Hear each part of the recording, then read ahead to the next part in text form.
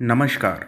मैं डॉक्टर जगदीश नाइक महाराष्ट्र से आप सभी का इस ऑडियो श्रृंखला में स्वागत है, जिसका नाम है भारत के महान वैज्ञानिक। लगभग 2500 साल पुरानी बात है। मगध साम्राज्य के बिंबिसार राजा की कीर्ति पूरे भारतवर्ष में दूर दूर तक फैल चुकी थी। बिंबिसार राजा के राजकुमार अभय रास्ते से गुजर रहे थे तो उन्हें एक बच्चे की आवाज़ सुनाई दी, जिसे कूड़े के ढेर पर फिकवा दिया गया था। पूरी जांच पड़ताल के बाद ये पता चला कि राजगृह की गणिका सालवती के वो पुत्र थे। उस बच्चे को देखा तो उन्होंने उसके लालन पालन की व्यवस्था कर दी। राजकुमार ने लालन पालन किया था, इसलिए इस बच्चे का नाम कौमार मृत्यु जीवक रख दिया गया। जब जीवक बड़े हो गए तब उन्होंने मगध त्याग कर तक्षशिला जाकर 7 साल तक आयुर्वेद की पढ़ाई की।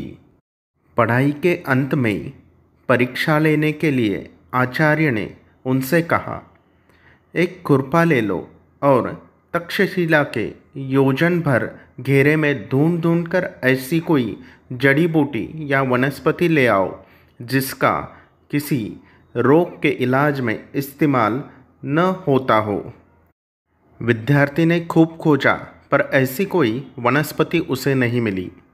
उसने आचार्य को आकर बताया। खुश होकर आचार्य ने कहा, अब तुम वैद्य बन गए हो, जाओ लोगों की सेवा करो। वो आचार्य थे अत्रेय और शिष्य थे जीवक। जीवक मगध की ओर वापस चल पड़े। रास्ते में साकेत पहुँचे। वहाँ एक सेठानी 7 साल से भयानक सिरदर्द से परेशान सी। बहुत उपचार हुए थे परंतु सारे व्यर्थ हुए थे। जीवक ने कुछ जड़ी बूटियों से उन्हें रोग मुक्त किया। फिर जीवक मगध की राजधानी राजगृह पहुँचे। राजगृह के एक सेठ बड़े बीमार थे।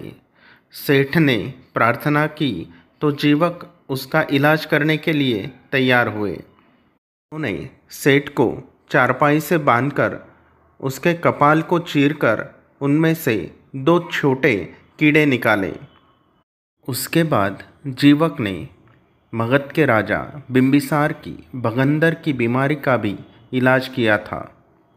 कुछ ही दिनों में उनकी कीर्ति दूर दूर देशों में पहुंच गई।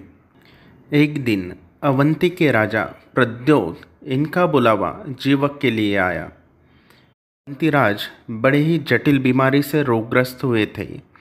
बड़े इलाज के बाद भी उन पर कुछ असर नहीं हो रहा था। अवंती राज की जांच कर उन्हें पीलिया हुआ ऐसा निदान जीवक ने किया और उनको कुछ जड़ी बूटी देकर रोग मुक्त किया।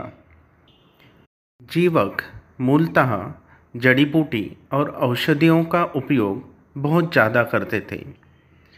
वैसे ही शल्य क्रियाओं का भी उपयोग उन्होंने बहुत बार किया है। मगध राजा के एक सैनिक पेट दर्द से बड़े परेशान थे। उनकी तबीयत दिन ब दिन खराब होती जा रही थी। तभी जीवक ने उस सैनिक की पूरी जांच करके उनके पेट पर शस्त्रक्रिया करनी पड़ेगी, ये ने उस सैनिक पर शस्त्रक्रिया करके रोग मुक्त किया। परंतु सबसे बड़ी बात यह है कि जीवक ने भगवान बुद्ध की भी सेवा की थी।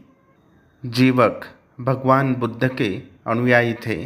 उन्होंने भिक्षु संघ की खूब सेवा की।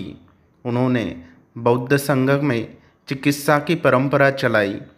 बौद्ध विहारों में चिकित्सालय भी होते थे। बौद्ध धर्म के साथ साथ भारतीय चिकित्सा का ज्ञान चीन, तिब्बत, श्रीलंका आदि देशों में फैला। उन सभी देशों की जनता जीवक के नाम से भली भांति परिचित है। इस प्रकार जीवक ने पूरी आयु रोगियों की सेवा की और वे राजवैद्य और प्रजावैद्य बने रहे। संक्षिप्त में ये थे भारत के महान वैद्यराज जीवक। जय हिंद।